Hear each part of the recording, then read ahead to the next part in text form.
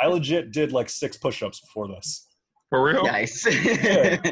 Get it pumping. Like, so like, I'm about to go on a project sort of thing. Get the body going nicely. It's nice. Yeah.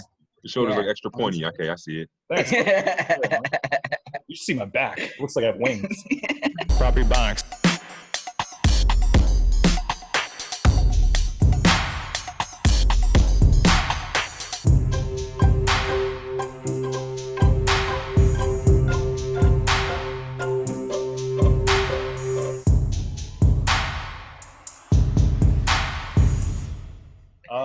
Ladies and gentlemen, you're listening to Proper Ebonics right now. Thanks for listening. We have a very special guest. Very, very special guest.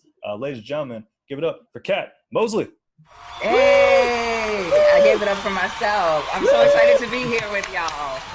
We'll put some applause in post. As I was saying, I was like, wait, who's going to applaud? We'll put it in. You gotta add them in at the end, Pat. You get that popping. You gotta make a celebration like fireworks. I know fireworks is a big thing this summer, so we gotta put some fireworks in the background when we introduce Kat. Yo, some neighborhood children were doing that thing they do where they have that one thing they use. They chase each other with it, and it shoots out sparks. Yep. And some of their sparks, they didn't know there was an auntie on the steps. They didn't know, but they came running. Some of the sparks like singed my arm hair. Oh, no. I was like, ooh, yeah. I felt so conflicted. I was like, y'all lives don't matter to me right now. I'm like, y'all lives, fuck y'all lives so hard. It sounds like Kat turned into a Karen. For real. They had me thinking about things that I seen in the news. Did you yell at them?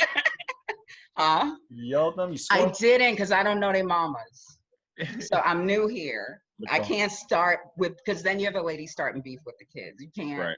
I can't be that lady. You gotta address it. Their mamas first, top down. So Kat, you're, if I'm not mistaken, you're originally from the Bronx, right? Yeah, from the South Bronx. Nice. Yeah. Nice. I've known you for a few years, and I learned that less than a year ago. I was like, oh yeah, I'm also from the Bronx. So I was like, oh, how did we not make that connection? Oh snap! Yeah, man. I'm on the north side. Really? I'm from the Bronx too. Yeah, Alan's from. This is a Bronx. I'm not. I'm not. Just you guys. Alan's from Delaware. No. Yeah, Alan had a backyard growing up. Whatever. Yeah, my backyard was just like a chain fence. Alan's childhood home matches his last name. Whatever, nigga. Just stability. Man, listen, nigga, I had a driveway. He had a basketball court. He played tennis on the weekends. Damn, we just had people who come drive through the buildings, like unannounced. What part of the Bronx are you from? South Bronx. Actually, I was born at Lincoln Hospital, which is right across the street. Turns out that was like when New York was a COVID hotspot. Lincoln Hospital was the New York hotspot. So, yo. Yeah, I know they got a lot of hospitals up there in New York where it was just for COVID patients. You know what I'm saying? Like that's how crazy it was up there, man. Yeah. Crazy. Put some Vicks on that broken knee. Put some Vicks on it. We get no drink some Tussin. You better pray. I think we gotta promote some homemade remedies. People need that right now. Yeah. Tried to disinfectant, didn't work. Yeah. Put some minced garlic in your Tussin. Some bay leaves on the windowsill. Help with COVID and cockroaches. Yeah. So, for real? Is that real? I learned that. Yeah. I didn't know. Yeah, like you could bomb the apartment a bunch of times, but they'll come back. But if you put bay leaves out there, they don't like the smell and they go the other way. Yeah, that was my last Bronx tale when I was last living there as an adult. Okay. My cockroaches came through. I was like, all right, I gotta find some alternatives. Okay, I only believed you because you said the Bronx again. All of a sudden, I was seeing you as like a person in West Mount Airy, who like just doesn't want to kill things. Just like putting out the bay leaves on I was on the north side, like 183rd and Lauren Place, like near Woodlawn, near like the community college and all that. I never really went to South Bronx that much. I never really had a reason as a kid. Me neither. I stayed inside. I was sheltered as hell, and then I just I don't know. It wasn't exactly my world. It was my world. It feels like home. And when I get mad at people, I feel very South Bronx. So there's code in me that is very South Bronx. But but there's a way that as a child, I don't know, maybe it was instincts, maybe I'm part introvert, I know that. So So would you say that you got off the steps late in life? You know what I mean? Steps what's late. the steps? Like the steps, like you leaving the stoop. You know, I'm finally leaving. Like, 'cause I know like a lot of people don't get to like, you know, go outside and be like free until like they're like old enough. Their parents like trust them. Like, okay, you're allowed to go to the store now. Like, or is there some kids who been outside all their lives? You know what I'm saying? And it's like, Yo, that's such a good question, because I feel like I'm doing that at 43 during Corona. You know what I mean? Like as a person, I feel like I'm coming off the steps more now than I ever have in my life, which is there you go. amazing. But yes, I got out because I went to boarding school for high school. Oh, okay. So I always felt like I was going places, but like I feel like a little bit of a poser when I talk about the South Bronx. I'm like, if you bring up shit, okay, I got 3rd Avenue, I got Fordham Road, I got a little bit of Fordham. I got Fordham Road, I got Grand Concourse. Yep. I got, what was my train stop? Okay. That's. I hear you on that, like, because it's one of those things where I moved out when I was 10, but then always went back, because my grandmother stayed there, so I always went back and forth. Oh, we got a guest. What's up, Brian? That's on proper Brian. products. They said, what's Shout out up? to Brian. What's going on, guys? So what's going on? He always trying to get in on. Listen, we're always trying to I get don't the let best him special talk on guests the on proper stuff. He always products. You know we got to get Brian in here. You can walk back and forth. He even put this behind me. That's him trying to get in on my stuff. That's a Horace Pippin. Like that, yeah. There's like a whole pack of Yeah. posting behind it, and he's looking through it, sort of thing. Yep. So, I'm dog number 2 on this one. You're like, the lion's eyes are moving. Wait a minute. Is this an optical illusion? What's happening right now? When you went to boarding school, was that in New York as well, or I was trying Upstate to figure out New York. Oh, okay. Like Yeah, near like near Kingston, Albany. Port Ewan. Yeah, it was in Troy, New York. Ah. Jane Fonda went to my high school. Oh, at the same time? I love that shit. That's such a young people question. I love it because over 40, what is age? No, but I met her though when she was with Ted Turner, because my school was doing some fundraising. And so Cool. I did, yeah. I know Ted Turner from, he kind of started off the WCW wrestling. That's my frame of reference from Ted Turner and TBS. Word? Yeah, I didn't know that about him. He had like, well, his company, they broadcasted it, and then with wrestling, they kind of integrate the people behind it. Shout out to all of False Count Anywhere. We're just giving out some wrestling shout outs real quick. Yeah. That's interesting though. Boarding school, upstate New York. I'm familiar kind of like with Kingston and Port Ewan. And then now you're in Pennsylvania. You're one of the leading comics in Philadelphia. Oh wow, I'm gonna take that. Yeah, we're gonna give it to you. Thank you. We're gonna give it to you. You deserve the flowers, Cat. You be putting on a ton of shows. You be showing hella love, and you be putting motherfuckers straight in their place. I love it. I mean, so. Oh, thank you. You just made me feel feelings, especially when you said put motherfuckers in their place. I see it. I love it. You don't care. You speak your mind. I love the shit, yo. Shit. Yeah, Thank you. One of the leading comics in the city. Yeah, I like that. It's amazing when your body is safe. The shit you can say. I can say all the shit in the club. Well, y'all could call the cops on me. You can't call the cops on some shit I said on Zoom. Exactly. What you gonna tell them? They should Ain't be got time. Flu, yo. They ain't got time. Flu. I heard there was a recording of Fergie's last night. We had to come to your door and talk to you about this. That's what. Could you go get your mask, please, so we can talk right. Cops knocking on the door without mask. Do you currently have? Run SUCS at Fergie's, what is known as Fergie's, one of the prominent mics in Philly. You've been doing it live in person, and now you guys have kind of transitioned into one of the leading mics through Zoom during all this quarantine time. How's that transition been for you as a host? Oh my goodness. I didn't come from this mess. I came from live space with human beings connecting, real time. What was that? Like connecting. And, but we had the world we had. And so like very much from a sense of duty, I started doing this stuff. And I didn't just want to throw something up and not put anything into it. And so it took some research, it took some building, and it's evolved over time. I think, Alan, you've been on since the first week. maybe. Yeah, I might have missed like a week or two. But yeah. I'll be on that jump. I couldn't put you in on the sister show on the yeah. It's all right. It's all right. I didn't want to be on that one, but I did watch. Yeah. I even put that out there because folks are welcome to the room. That's part of the magic of the room. So it's been like, for me personally, personal growth wise, it's amazing. There's a loss that I face as a comedian, which is that I do put a lot of thought into this room. At multiple levels. So there's a lot that people don't see that's part of building the room, and that's perfect. That's a show that you don't see how much we planned for the chaos. But what I lose as a performer is my skin. Yeah. Oh my God, I performed this week, my skin was so thin. Oh, I hated it afterwards. I was like, yo, fuck comedy. Like, in terms of like the comedy calluses of performing. Ooh, you know how the critic comes in afterwards, and I love it. I love the critic, but I'm out of practice with it. Right. Because like yelling at somebody freestyle for 4 minutes just isn't the same as a scheduled 4 minutes. You know, even in virtual. Type of muscle, I imagine. Oof. Yeah.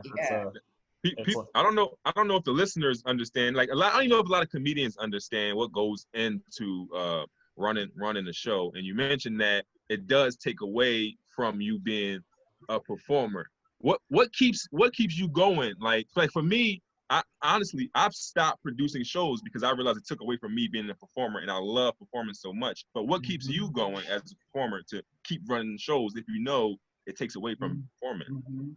Ooh, there are a couple of answers to that. The first thing is context.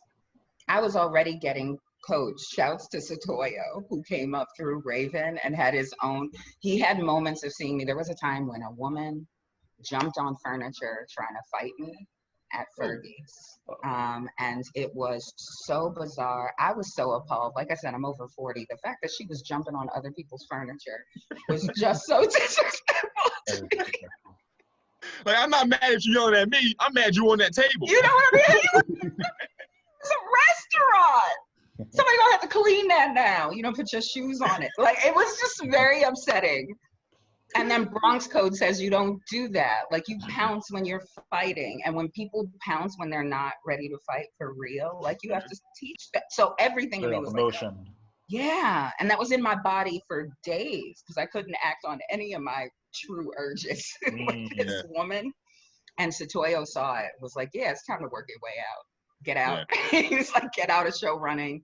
You've been auntie too long. Like, let go. And then the pandemic hit.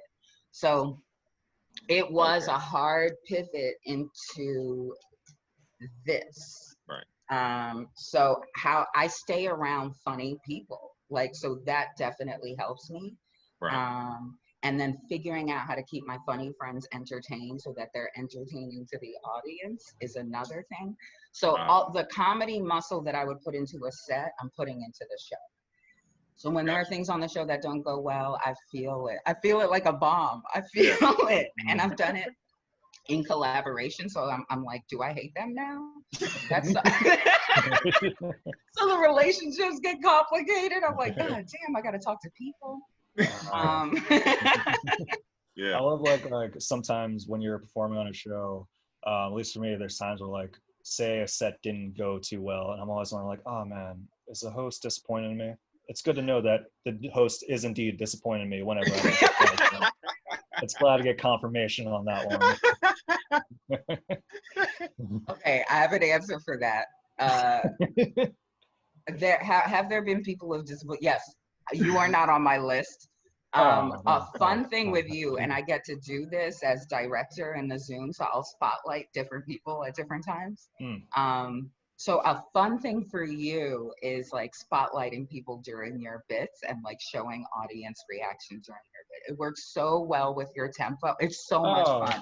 So whatever you do, it's fun. Like, you are actually, there's like a Kirk Griffiths identity developed of the show. So now, like, from my perspective, I have fun with your sets. I do. I appreciate that. Thank you. Yeah. And it's cool that like I see sometimes hosts as making a sacrifice in a lot of ways, because you are working a different muscle, and while you are doing comedy, you are doing part-time facilitating as well, like facilitating. So like for you to have kind of wanted to take that step back pandemic happens and you step up because you have the skills to do it. I think that's pretty cool. And it's one of the few rooms that's kept me active in comedy, like beyond doing proper Ebonics and like a few shows here and there. It's cool having a staple like that where it's like, oh yeah, you know, comedy still does exist and you still see spaces that you wouldn't see otherwise. So yeah, and it feels important that we be there every Sunday, something people can count on. Even when we had week 16, like I love a bomb. I love a bomb. On the virtual show, bombs are great. In a room where people can jump on you, you have to be polite when somebody's bombing. So if somebody's like, oh, nigga, like that feels aggressive. Right. Wait, yo, I listened to an episode. Is this a nigga-free podcast? And then have I said nigga already several times and you didn't notice it? Okay. No, it's okay. We're going to bleep you out the whole time. No, we're not going to do that. I drop heavy niggas. All right, cool. So there's ways we can be so aggressive. Rule, so that's you have a 3 nigga. How many have you used? Have you used it? Because the pandemic would have used up all 3 of mine. Yeah, exactly. Once I heard the pandemic, I used all 3 that day. Like, yep, well, oh, damn, you out of niggas. Yeah, so it was unfortunate. I'll see you next year, though. I have unlimited niggas. I want to give you a cup. I do.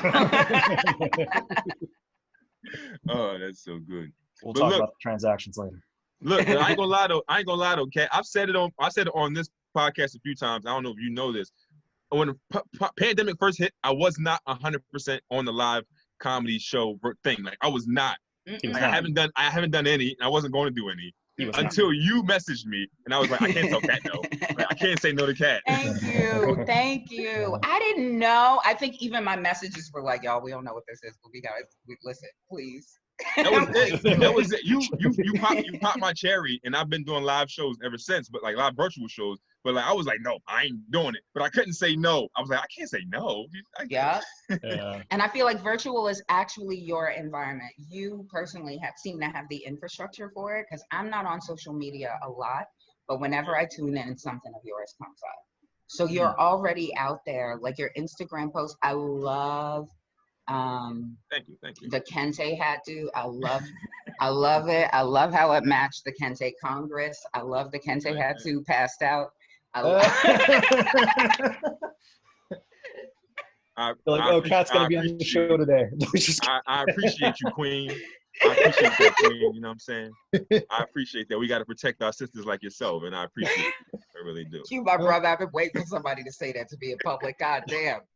Yes, protect us, please. This whole time I thought that was TGI. No, it's a real thing. It's a real thing. That's wild. That's crazy. I never had that ready, but I actually was sitting right in my bag next to me. It's so perfect. I don't believe you. You had it ready. You had it locked and loaded. I don't believe you. No. I swear. I'm going to do this. We got Kat on here doing some woke shit. I'm going to get my hat ready. I might even kneel for 8 minutes, 46. I'm kneeling right now. I don't know if you guys can see that. I thought that was a given. I just... Kirk's kneeling right now. He's not even standing up. Yeah, it's a hard pose to do, but I don't get the 9-minute kneel. Have y'all already talked about this? Like, why are you mimicking the murderer? Yeah, I saw it live. Yeah, I don't understand that. So I went to one demonstration in Pottstown, and they did that. They did the kneeling for about like I think it was like 8:42. Like it was like it was just like. I get that they're trying to like parallel it to that and like bring awareness, but it just seems like why awareness on that end where you're mimicking the death of someone. It seems misguided. Yeah, and then when white supremacists do it, it's offensive. And I'm like, but all of y'all been kneeling. Not to like make excuses for them, but I kind of get the joke. It's like, hey, idiots. Yeah. We are kneeling like you've been kneeling for like weeks. I've seen those like when they were going around. I think they're calling them like the George Floyd challenges. Those rubbed me the weird way. It was like just a lot of white people and like the families too. It wasn't even just like white kids. It was like white chefs in their 40s. Shout out to them, I guess. Like just, no shout out to them. Don't give them a shout out. To give a shout out, but yeah, I guess so. Shout out rescinded to the white chefs in their 40s kneeling doing the George Floyd challenge. I don't understand it. It kind of rubs me the wrong way. You just Goya it a little bit. I just Go read ahead. about it. Let's talk about that. So did was it the CEO or the owner of Goya back Trump? Yeah. Is that what happened? Yeah. He went up on to the White House and during one of Trump's press conferences and essentially thanked Trump for all the work that he's done and keeping Goya in business. Yeah, he was like, we are truly blessed to have a president like Donald Trump right now. He is, it's gross for me to even catch my mouth saying it. Like my whole body was like, girl, what is she doing? You found our promo. Something like he's a builder. So he went all in on the compliments. So this guy, the Goya guy, is he a white guy? No. No. I don't know. I actually what don't know where they're from. He's Latin because they started a storefront business in New York and it grew and grew. Wow. So he got it from the muscle, like he got it from the muscle, and now he's a fan of Trump. Mm-hmm. Yes, so I think there's a lot of like business owners, like the large businesses like that, because they're the ones getting bailed out. So it's probably like, oh yeah, no, you helped us directly, and Trump probably sees it as like, oh, okay, well, it's like someone that's like Latin American. It's going to be like a nice thing to have during this like press conference. So there's probably a collaboration on everyone kind of gets their back scratched a little bit. It's definitely a back scratching collaboration, and he is like trying to obscure actually he's not even trying to obscure the point at all. He's like, I'm not going to apologize. A president invited me to the White House. When Obama did it, I went. This president, I went. He's basically like, the president noticed me. What, I'm not going to go? He's openly thirsty for presidential attention. And I'm up right there now. he is. Yeah. Robert name, nationality American, Goya Foods. So in my instinct, it's like, I want to give a shout to Goya Foods. I don't know if it's the appropriate thing to do or not, but you know, Goya, they've been serving me well for most of my life, including last week and maybe tonight. Oh man, I love Goya. I don't have no problem boycotting some shit. Like I don't, and I don't buy. There's no Goya products in my house. Really? There's none, and I guess there won't be. Simple as that. Like I really. Yeah. It's easy for me. Yeah, and if my kids say, Dad, I want these beans, I'm gonna straight up tell them we can't have those beans. We can get somebody else's beans. I mean, it's. Listen, bro. Yeah. And Goya, it has engaged in some of the use of MSG. Like they definitely add MSG to some of their products. People have had reasons to give up sofrito for decades. So like this one for me isn't hard. Like, I'm not a big I love Spanish food, but I don't cook it, so ain't nothing in my house. Mm-hmm. It ain't hard for me. But like, I'm cool, man. I don't. Yeah. When I saw that Latin people had things to say about it, I was like, I have to hand this to them. Like to me, it does look obvious. Right. I get it. I get that what society, yes, it's open and shut because how is somebody, when our president is so openly indecent, how is somebody getting out here and saying the president's decent? And if I wrote the speech for the CEO of Goya, I would have been like, just tell the truth about what he's done. No overtures. Yeah. He didn't have to add the extra stuff. That was from his heart. About how blessed we are. You crazy? Yeah. Like, no, man, he can't, how come he can't just like vote for Trump in silence? You know what I'm saying? Like, would that be better? Like, would it be, like, could I eat Goya beans if he voted for Trump in silence? But when you coming out on a large platform saying how much you love this guy and how much he's done, then you cross the line, bro. Like, then you cross the line. That's what's interesting. They don't recognize their platform. Trump speaks the same way. It's like the world is, everything you say is potentially a threat to another country. And he doesn't grasp that. Same with this dude. They don't get it. Yeah. Crazy. I wonder how much, I feel he seems like the type of person just from his entertaining background where he may recognize it and just doesn't care. That's how I feel sometimes. Like, I feel like he plays the role of like, oh, I'm kind of like a doofy dude or whatever. And that may be the case in a lot of aspects, but I think he has the intellect to recognize like, oh yeah, these messages that I have, these messages of like, let's set one of our first rallies on Juneteenth in Oklahoma. He knows. I feel like, that. There's no way I feel that. I feel yeah, that. so like the I feel bumbling like stuff is an act. Yeah. Yeah, it just maybe it like it eases his voters' mind to think that like, oh, he's not intentionally bad, he's misunderstood. But I think he recognizes these things. I don't know the man personally. But I just find it hard to not recognize when you're doing things on that level. At least that's a constant example for people to say they didn't mean it when they say things that they absolutely meant, and that's what I hate. Listen, I agree. I've been in like outside of comedy, I've been in sales. Well, I was till I got fired. I was in sales for like 10 years, right? And that's a tactic that we use in sales to get sales. It's called playing dumb. Like you act like you don't know what a customer needs so they can tell you everything they need. So you're literally like, oh, I don't understand this. Tell me more. Just so you can use that info to get what you need out of them. Like it's a tactic.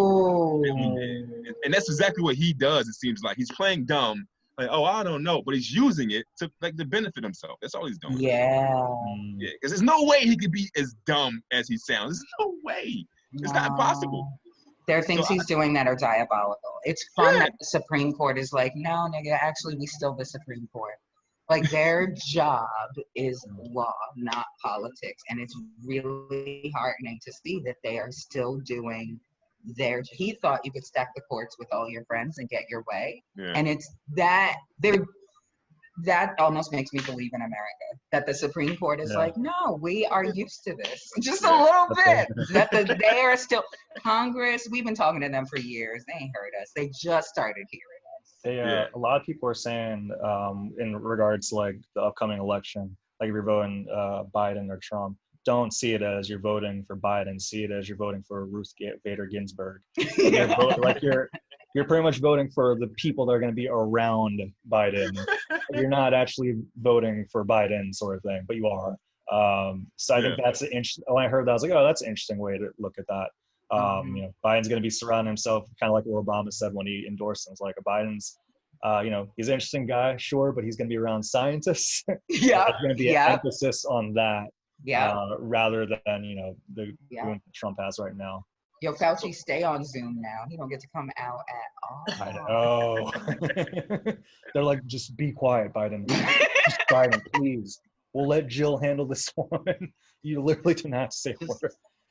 Biden has like he has very much like this like a Clint Eastwood old tough guy thing with him that makes me feel uncomfortable. It's very much everything he has is like, when I see Trump, I'm going to kick him in the ass. Did I say ass? I didn't mean to say ass. I'm going to kick him in the ass. That's the thing. Yeah, it's like, don't do that. They are so similar. Yeah, it's like. It's the same thing. It's bringing violence into the conversation, man. Yeah. I hope they actually.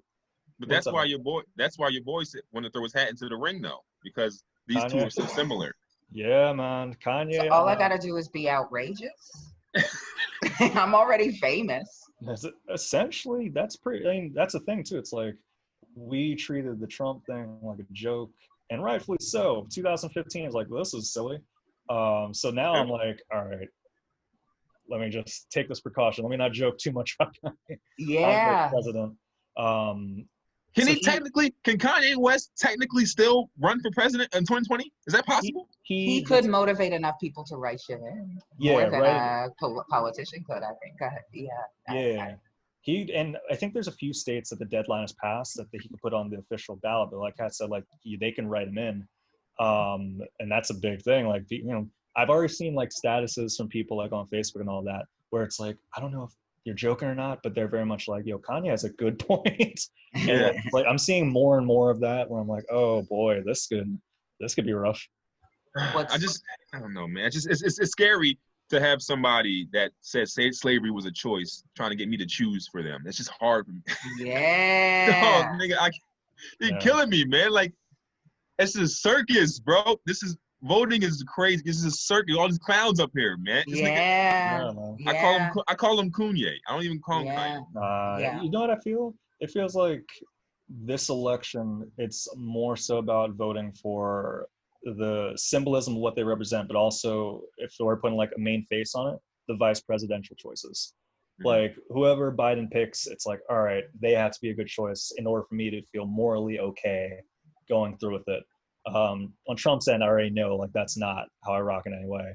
But it's like, all right, well, I'm not thrilled about voting for Biden. However, if the vice president is like on the cool end, maybe not too bad. Throw the rock in there. That'd be kind of nice. I mean, that's so is that what it takes for you? Who'll be a good vice president? presidential candidate for you, Kat. Who do you think Biden should pick up? I will be honest, I didn't really follow these people, so I only know what I've seen them do on the Zoo, the View. Oh my God. I'm sorry, Whoopi. I'm sorry, I don't feel that way. Whoopi would be a good candidate, actually. Yeah, I was thinking that too. Yeah, Whoopi would be great for Biden. Yeah. Whoopi would be great for Kanye. Yo, if Whoopi was Kanye's VP, because she like the only person I would trust with him, because Whoopi is royalty. So everybody else is intimidated by him, but Whoopi ain't worried about Kanye. She's too tired. She's not.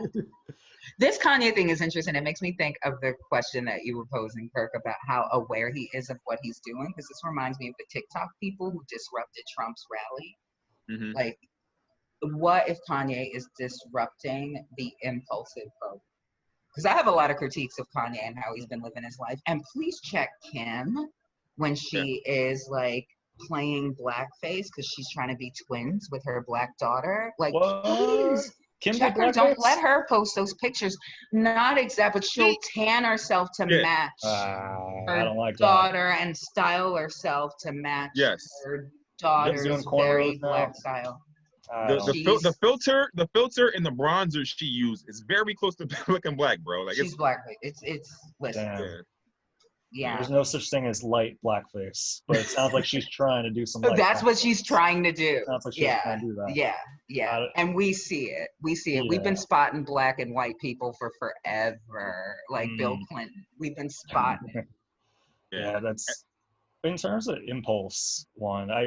There's a big discussion with like impulse vote, and I think there is one celebrity like Deborah Messing or something like that, where the big thing that people are saying, and I disagree with this, is that Kanye is going to make a shift in the black vote, which I disagree with. Like, I think Kanye is going to have an effect on people, perhaps the young votes. I think that's a fair statement to make. It's like young voters, like they're going to like want to vote for a celebrity. They're going to want to vote for someone they grew up with. But you can't just say like, oh, black people as a whole, they're going to like be wishy-washy and maybe vote for Kanye West out of the blue. I don't like how that's being like kind of broadcasted as a narrative. I think it's true. I think that it's true that Kanye West will take away, if he was able to run, he will take away some black votes. It's true. He take away some white votes too, though. He will. He will. But I think he'll get some Bernie bros too, though. Yeah. He'll get some of everybody's pool because those people are in it. Like, it's like it's like a state of mind. Like, I just don't see it as being reflective of like just black demographic as a whole. Like I see him as like, okay, he's taking young voters, maybe that, but not black as a whole. You're not gonna have like educated people out of nowhere like, oh well, I'm black, so I'm gonna vote for Kanye. I don't think that's a real thing. The majority that is so 90s because Kanye's audience is beyond just like hip hop. Kanye's audience is beyond the black audience. So when they take somebody who's influential in hip hop and start talking about blackness, like we can't do that like we could back in 92. This is also about capitalism, which is distinctly white supremacist. Sorry, it is. Yep. And so Kanye's audience has to capture some of those people. Yeah. We'll see how it plays out, man. You know, Kanye West, president 2020. Listen, not completely beyond America. That may happen. I don't think it will. But I don't think it will, but I'm a little bit giddy about it because I listen to the freestyles, y'all, and I am so relieved that I don't remember them because I was afraid I was going to remember them, you know, because it's him. It's Kanye sounding unmedicated, and I really want to think that he's actually being strategic. That's the black loyalty in me. Yeah. Like, you still got some faith. There's some faith. Yup, there's a method. I know the Lord has a method. That's how I felt when Jesus came out. I was like, all right, he's not completely off the rocks yet. Like he has a method behind this. And then more and more comes out. I'm a Kanye loyalist. I'm always a big fan of Kanye. He's in my top 10. Sorry, America. Kanye's in my top 10. I said it. I think his music is so impactful. But there's a way that he's like stuck in open mic mode. He's that person who gets booked at Helium for an actual set and goes and just does new shit all the time, you know? And that's what he was so finished, so polished, so deliberate. I heard that one song every hour that was supposed to be uplifting, but it never goes anywhere. It's just every hour through and through. And that's not Kanye. That's not. That's true. You say Kanye is stagnant. Yeah. He's stuck in the balls jokes. He thinks it's unique because it's not dick, but no, it's still genitals, babe. Still. You think it's unique. We saw some Twitter outrage, always outrage. Side note, Alan, sometimes I wonder if we contribute to the outrage by doing this show. Like, we talk about it just like in sense of commentary, but like we're a platform just pushing outrage out. Or should we have an existential issue about this? I'm fully aware that everything that I put out onto the world, I'm putting some kind of like people. You know what I'm trying to say? Some kind of provocation. Yeah, something. You're gonna feel something. Yeah, I understand that. Every action that I put out there, there's a reaction. I get that. So like, I don't put out bullshit. I try to, be myself. That's why, because I understand that this shit can have some backfires and some pluses. You just gotta put out, so you gotta be confident and be honest. So that's I just talked about famous people. Wait, y'all specifically got Twitter outrage? Ooh, no. I'm on the show with Twitter out. Oh, not yet. No, not yet. Not yet. Damn. We're still early in the year. Not yet. No, well, I guess it's more so like my philosophy a lot of times is like, all right, let's put less emphasis on entertainment and celebrity news, because I feel like that's in a big way one of the smaller, less talked about cancers of America, and just probably the world too. So like when you have a show like this where we are being truthful and doing commentary on it, I'm like, am I just perpetuating that? But that's that's just what's going in my head. Let me tell you, Kirk. Let me tell you how you're not perpetuating. You're putting you're putting the story out there, and then you're putting out your thoughts on it. So like we're talking about Kanye, but we're not up here saying, hey, go vote for Kanye. Yeah, we're talking about. Like, we're talking about Goya. I just literally told you I'm not buying Goya. So it's not like I'm not saying just random shit. Like I'm saying the problem, and then I'm telling you how I solve it, or telling you how I feel about it. So I'm not really like just spewing negative news and energy out there. You know what I'm saying? I get it. And me too. I'm telling people what they should think about the problem. That's my approach. It's not negative. It's just right. Exactly. Mine's not positive, negative. It's truthful, and that's when I say I probably am going to buy Goya again. Yeah, so we're not a tabloid. Yeah. We're not like a tabloid just running down all the negative news. My thing is not even necessarily like the negativity. It's like, and I don't want to derail it too much, but it's like I don't know. Are we kind of just like putting more of it out there, sort of thing? Are we kind of like using this platform to push more of the toxic out there? Should we be talking about non-celebrity news? Should we be talking about wood making? Wood making? Wood making. I don't make wood. No. I don't know why I use that example. I think that what we're doing is we're living in times and we're giving our point of views on what's going on in the world. So it's not like we're not just spewing negative. We're just literally just talking about what's going on around us and how we feel about it. And people want to listen to how we feel about things, they can tune in. Yeah, I honestly I view our conversation as like a show with themes and threads running through it, and I think that's really cool. And when we talk about Kanye, it's not about Kanye. Like the same way we're talking about that can probably be applied to some other conversation. It's just about like spotting principles and all the drama, and that's fun to do with comedians. That is so fun to do with comedians because you get to be wrong, you get to be stupid. I know, right? Yeah. You have to be totally ignorant about what you're talking to, y'all. We don't even have to research our topics. I've seen people say dumb shit. There's a comedian in Philadelphia who has a joke, and the premise of the joke is that the Bernie Mac show was canceled because Bernie Mac died.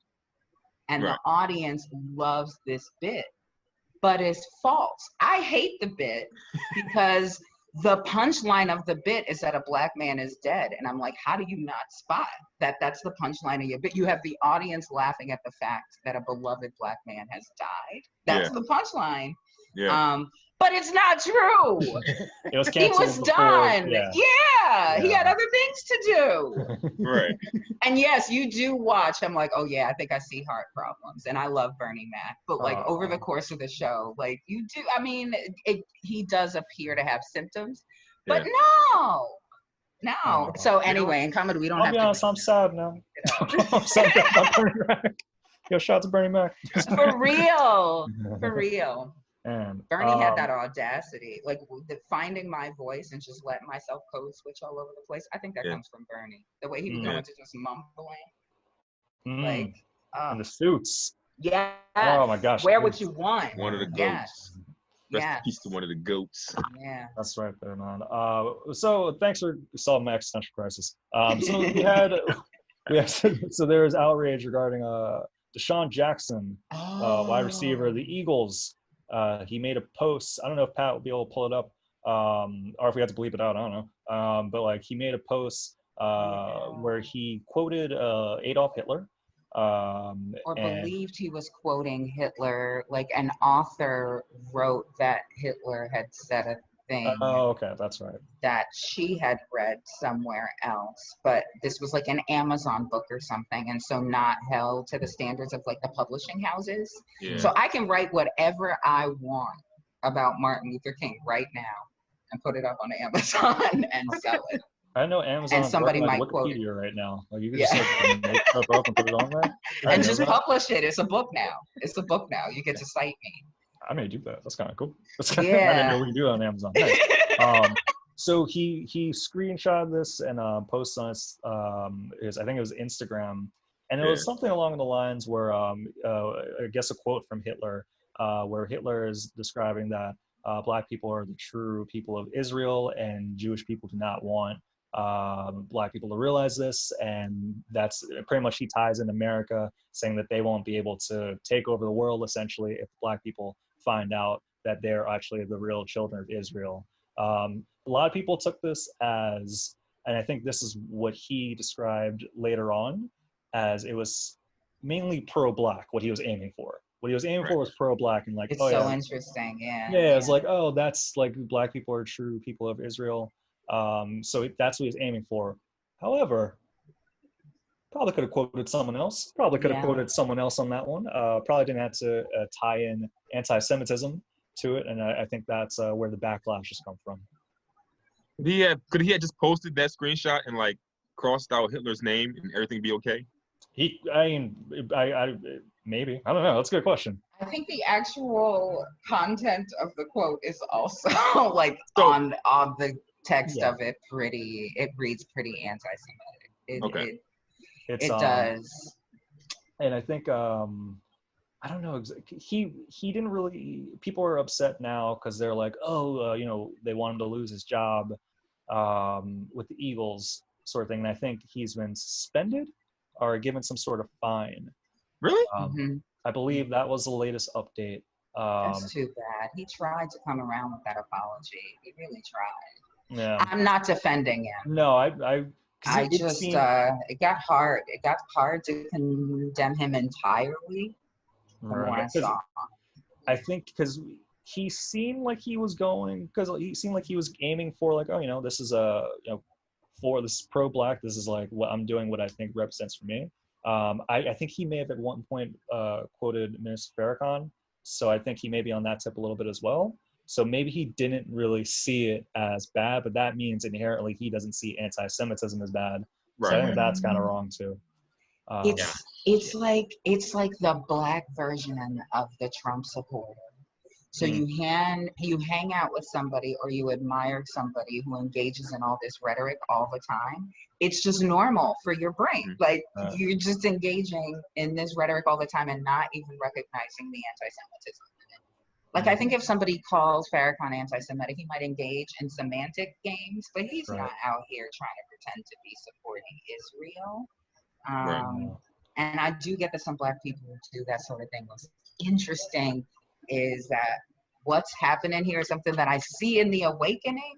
Sometimes you are so fiercely supporting your people that you miss the oppressed people that you are stepping on. Yeah. And I get that that's even trickier when you're a Black person and you're talking about Jewish people who in the U.S. are seen as white.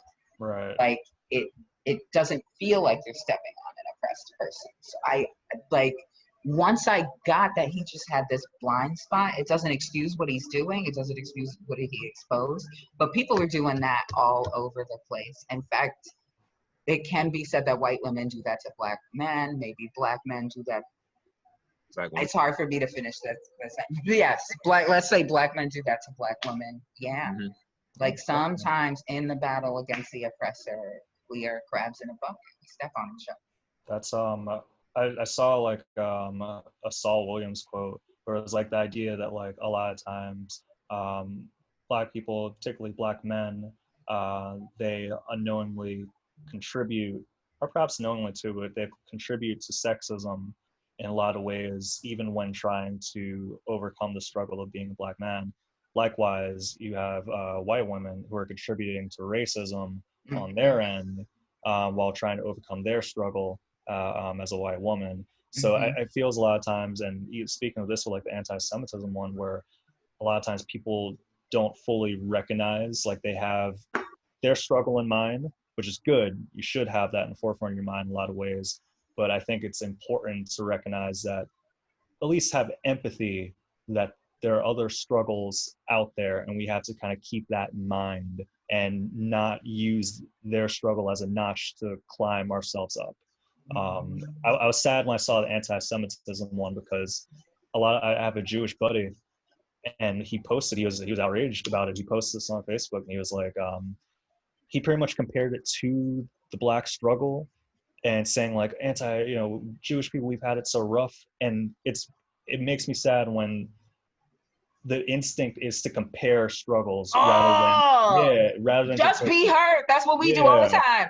All the time.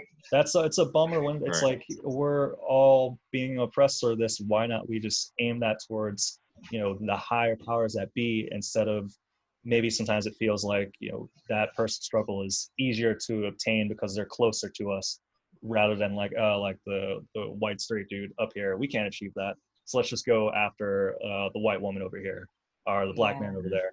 So that's always kind of a bummer. So it's like the struggle Olympics. Everybody wants to be the yeah.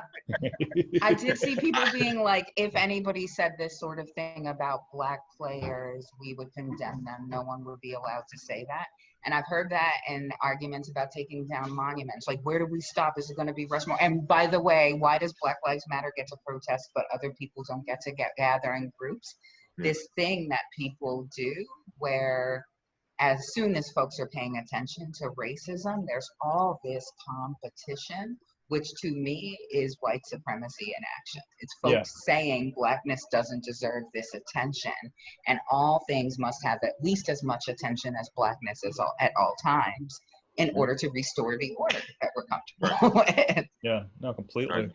I completely agree with that, 110%, man. I always wonder if people are aware that they're doing it or not. It's interesting now, like, with everything happening, there's been there's been an increase of people taking accountability, where it's almost like a trend now of like, I once did this. I once invited my black friend over. Yeah, you said it, trend. Yeah, it seems it's very much like, oh, it's like in vogue to like take accountability, where it's like, is that actually accountability at that point? I don't know. That's one thing that always kind of throws me off a little bit. It's easy for me, man. That whole trend, the whole ally thing. I said it before. Like, if you never put yourself in harm's way for a black person, you're not an ally. Like, you never, like, I'm telling you, I have white friends who've been in jail for me. You know what I'm saying? Like, they've been hurt, been in fights for me. You know what I'm saying? So it's like, I ain't hanging with you when groups open. I'm about to die if I hang with Alex. If your white friends got locked up, niggas, it's over for me. Get in the mountaintop. Look, no lie, Kat. Hey, look, Kat. One of my best friends is a white guy, right? And when Obama was in office, it was the first time he'd been in jail, and he used to always say that. He was like, "It's because Obama was in office. When we had white presidents, I never went to jail." It's true. You'll see from the podcast and just like past episode, Alan has had a wild life. A wild life that I can't relate to. Yeah, I still see him as the Lion King because of the Will Smith holding him thing. I don't know if we're gonna get into that whole thing. Before we might, if we got time, we may talk about Will Smith. But my wild life, look, Kirk, is the reason I haven't really. I told you I was asleep all yesterday. Like I had a shitty Thursday. Was it Thursday night? I thought I was going to die on Thursday night, bro. Like, almost. So what happened was I'll drive my girl, drop off some products, some seamstress, whatever. So I'm parked outside, right? It's like 11:30 at night. I'm parked outside, and this chick just started peeing on my car, bro. What? I swear to God. I'm in my car, the car off, and she started pulling her pants down. I'm like, no, don't go there, don't go there. I'm like, get out of here. So I turned my car on to like let her know I'm in my car, like, don't pee right here. So it didn't stop her at all. She continues to pee. So I get out the car. Now I'm in full comedy mode. So I got my phone out. I'm on to record this shit. I'm like, yo, she about to pee on my car, y'all. And she but I was late and she pulled her pants up, right? So as she pulled her pants up and she like I didn't see anything, whatever. She's like, oh, I didn't pee in your car, I was like, all right, cool. I just wanted to make sure. Now as I'm talking to her, she got like a beer bottle in her hand. Some nigga just walk around the corner. Like, oh, we got a problem? I'm like, what the fuck? So like this, no lie, this nigga, he like pulling up his shirt like, I'm a killer, I'm a gangster. I'm like, all right, here we go. I didn't ask. I'm like, here we go. But then she's like, no, hold on, stop. I was just peeing. He thought I was peeing on his car, and I wasn't. And he like, oh, all right, because I'm a killer. You see, I got a bullet wound right here. He showed me his bullet wound and shit. Why? But she diffused it, and it was all love at the end. But she diffused it like, I wasn't going to pee on his car. It's okay. Nigga, I thought I was going, I was up all night that night, dog. Like, bro. I'm sorry, I went through that, man. I'm so sorry. So it's humorous. I'm sorry you went through I'm such a comedian because I'm like, that nigga gonna vote for Kanye. That's the moral to the story for me. Yeah, like, where's Kanye? Listen, bro, that's why yesterday you texted me, Kurt. I was out, bro. I was up all night. Like 5 p.m. I texted you like at 12. I was like, oh, come on, Alan, you hurt my feelings. I texted you again like at 2. I'm like, oh, come on, Alan. And then like you got me back at 5. And I was like, you were traumatized. Nigga, that's wild. It was a wild night, you know what I'm saying? So I'm sorry to leave you on red. No, but I understand that. I accept your apology. Oh my God. Speaking of apologies, did Jada give Will an apology? Anybody see that? Yeah, we gotta bring our stuff to the red table. We gotta bring our stuff to the red table right now, man. This is I think what they when they did their interview, her and Will, I don't think they left it at that. I don't think there really is a need for apology.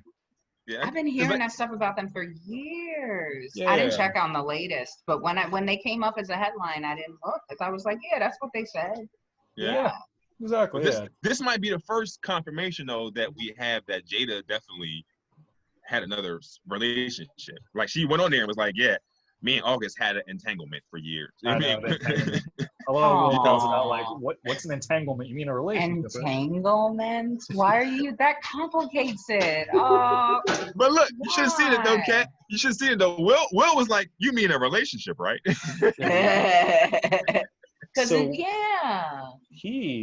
Will looked, I get it too, because he states in an interview, he's like, this is something old from 4 years ago we're rehashing, so I've already dealt with it. He's too old to say 4 years ago is old. That ain't old. That ain't old when you old as Will Smith. That ain't old. For the way that I saw it, he looked like he was revisiting something that he did not want to do. He was like, I guess I have to do this for my wife. I don't want to do this publicly in any way. Yeah. I imagine with their relationship, and I think they alluded to it too, he's probably had a few on his end as well. It's just this one happens to be publicized.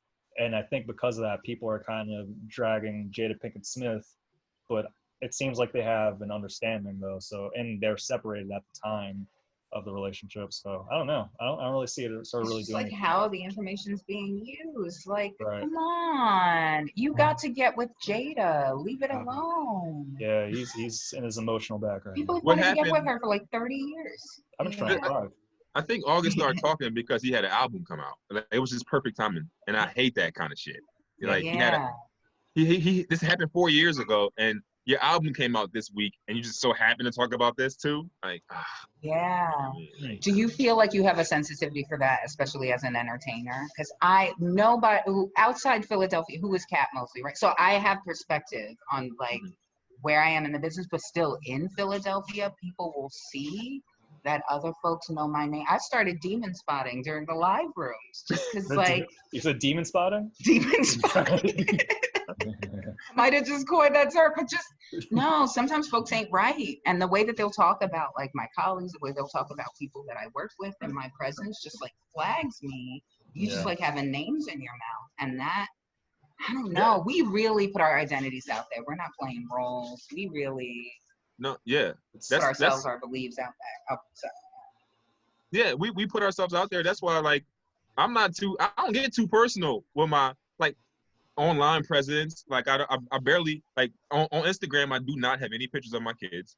On Facebook you may find pictures of on Facebook, but I talk about them, but I don't get too personal. You know what I'm saying? Just for that reason, man. It's just weird. Like some shit not for everybody. Like don't know everybody need to know who I'm fucking, when I'm fucking. Like you don't need to know everything, man. I don't know. That shit just weird. I don't like people knowing very much about me. Even in my live comedy, you're not really gonna know that much from me, from my comedy. Like you'll know that I like Slinkies. That's pretty much what you're gonna get from my comedy. Let alone like my online persona sort of thing. So it's interesting when you see people on that level of global recognition putting everything out, like deep into their marriage, their legal partnership, all the soul and eternity talks right out there in the open. It puts you in a vulnerable position. So, you know, perhaps it's a good thing. I think we touched on last time, like, what if the Obamas did it? Would it kind of like lessen the stigma of being open with your relationship and having that dialogue? Or is this still us kind of being obsessive over celebrity culture? It's Will and Jada. They like black royalty, so everybody in their business. It feels like the family in a way. It feels like. And if I could give them advice, it would be to like just play it, hybrid it, like be Beyonce about it and be Oprah about it. Because like when Monique came for Oprah, I was just talking to a group of people about this. You didn't hear Oprah say nothing about when Monique came for her. Not a thing. That is so British. It is so old power. It is like, I know how to, I don't have to say shit to you. I go on, I'm a blue chip. I don't know what you are. Like, you don't matter. So that's one thing. Like, don't say nothing about this dude who's going to use, unless they're supporting him. Maybe this is their way of supporting his project. Like, I don't know, but they don't actually have to answer for anything. Who is he? His entire recognition right now is their name. So at the end of the video, the interview, there's a promo for his. For so I think we answered that one. I think it's pretty clear what the motive is on that one. They actually executive produced the album. Wow. And Will missed a Lemonade opportunity. I know. I think you fall back for a couple months and then you do. Gosh. Arnold Palmer. So cool. What you It would have been cool, but I hope I don't know what that would look like. Like people would have taken it a different way if Will Smith was like breaking cars with a baseball bat. It wouldn't have the same effect. And he's wearing a dress too. Just long crying shots, just like oh man! Shout out to Will Smith.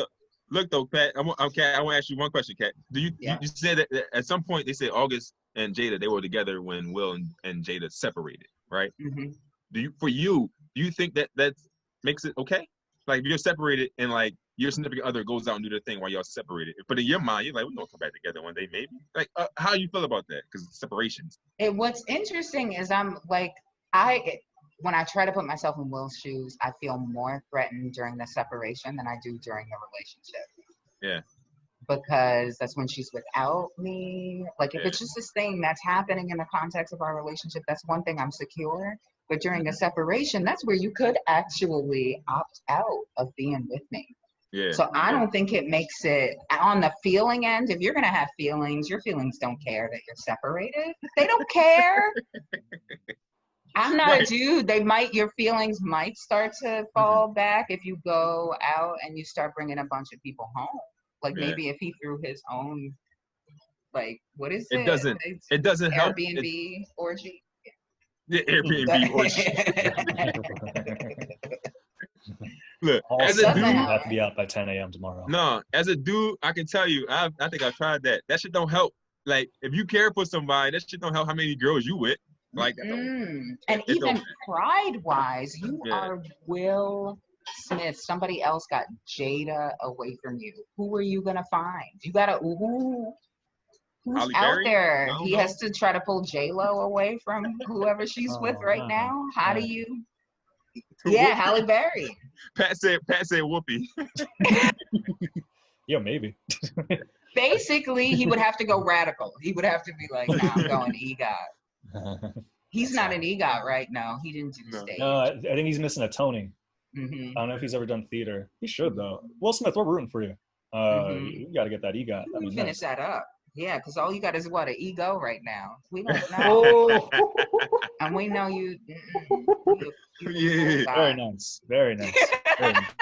Very nice. I almost got out of my seat just now. That was very nice. You run around. Do Def Comedy Jam laugh. That's my first time in the virtual. Well, we're probably going to wrap things up pretty soon. We're hitting on an hour. Real quick, though, let's get in some prop suggestions.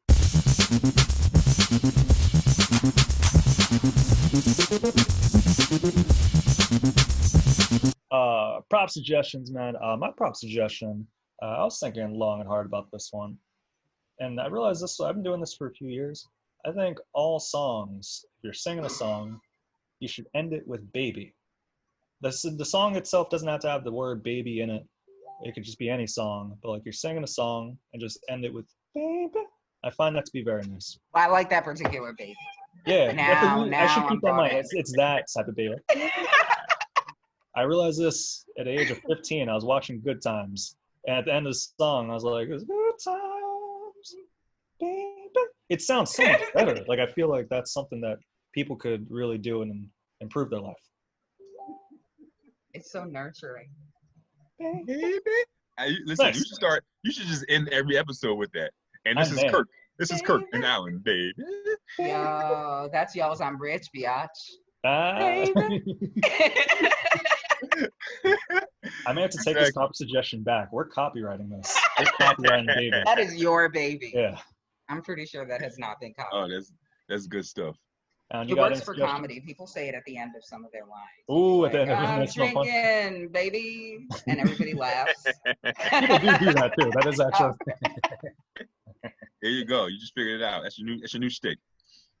All right, look. So I got a suggestion. My proper suggestion. You probably won't see this coming from me, but I think that people should start buying and selling stocks. I know everybody getting unemployment and getting them big checks and shit. Do something with the money instead of leaving the savings account. I think that I suggest people download the Robinhood app, Cash App. You can buy stocks on Cash App. Shit cheap, yo. I did the other day. I'm not doing too well, but I think that if you do research, you can do better than me. But I think that I know there's a lot of people who get unemployment right now, and they just get lump sum checks and put it in their savings accounts. Like, why not take a little bit of it? I mean, play around with some stocks, figure that shit out. That's my suggestion for the day. You know what I'm saying? And you just start, man. Who knows? Once you like develop a little bit more, you can like gain a little bit more with that, like knowledge and all that. Yeah. So I mean, like we gonna see. I bought some stocks. I bought them. See, my dumb ass. I was like, oh, they doing good. Let me buy them. And now they going bad. So like, Oh. What I gotta do is I gotta start looking at it early. I gotta catch the upswing. I got it while it was already up. I gotta get it right as it started to go up. You know what I'm saying? But learn, man. Like, and this, I don't know if I should be revealing this or not. This has always been my secret with stocks, and I don't know anything about stocks. I've never bought any. But like, what if you invest in hearing aid materials? Because as we get older in technology, we're putting so much earbuds and all this stuff in our ears. There's going to be increase of hearing loss rather.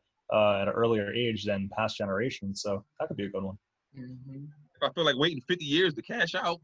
Yeah, it may be earlier, man. You ever listen to Beats on full volume? Like it's you will feel that. That's coming. Yeah, something. Yeah, they say because my dad, he used to tell me because he listened to his music in his car all the way up. He used to say like his hearing is going bad because of it, and I'm 32 now, and it seems like every year I gotta talk to him louder. You know. I don't hear people at all. At the live shows, young people come up to me. Even now, I still lean in to I don't hear. You see that thing you put in your ear? What's that thing? Yep. I don't know the name of it, so I'm just gonna call it a plastic cup. And Kat, you have a proper suggestion? I want to say apply for unemployment because I just got that tip today. I thought it was lying. You didn't have because before you couldn't apply if you didn't have certain types of jobs. You just couldn't get it. But when the government lies, it's not a lot. Like, it's amazing. It's anything goes as long as you stimulate the economy. So, but I need to make sure it works before I make that my suggestion. So I'm going to make my suggestion, wash your feet in the shower. Wash your feet. Listen, it's easy to forget. You're in a hurry, you got things on your mind. And, you know, if you skip it, probably nobody will smell it today. But, like, this is look, I agree. Feel better. Yeah. I'm telling you, I agree with the washing your feet sentiment, because I know there's some people, I don't want to say anything, they don't believe in washing their legs. People don't believe in washing legs too. Just crevices. Yeah. Some people go in there, they just go right for the bird spots. They go for the armpits, the pubic hair, and the hair. It's like, there's other spots. You got to get the back. You got to get the back of the ear. You got to get the feet. It may get a little slippery when you get under the feet. You got to be careful of that. You work out a technique. After however many years of showering, you can figure out how to wash a foot at a time. Work on 1 foot this week. One foot at a time, okay? If you are washing 2 feet at a time, what are you, a cockroach? How are you doing that? Cockroaches taking showers, man. That's whenever I take a shower, it's a cockroach taking a shower. I am a handsome cockroach. Kat, it's been amazing having you. I want to thank so much.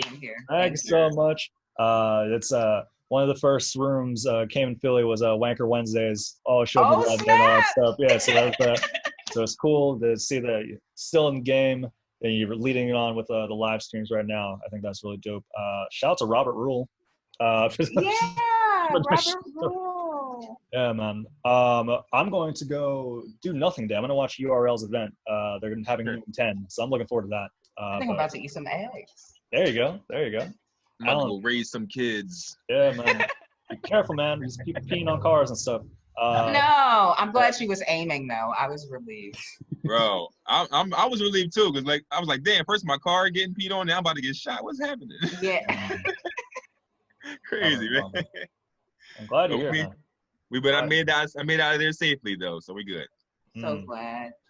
Yeah. Ladies and gentlemen, feel free to check out Proper Ebonics like you're doing right now. And also feel free to leave a review.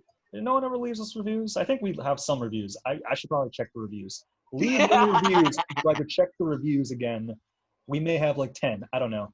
And we gotta check out. We gotta let everybody know. Check out Kat and the SUCS at Fergie's team every Sunday on the live virtual open mic. It's a great time. You know what I'm saying? Yeah. So every Sunday, check it out on Facebook. You know what I'm saying? Boom. I have fun every week.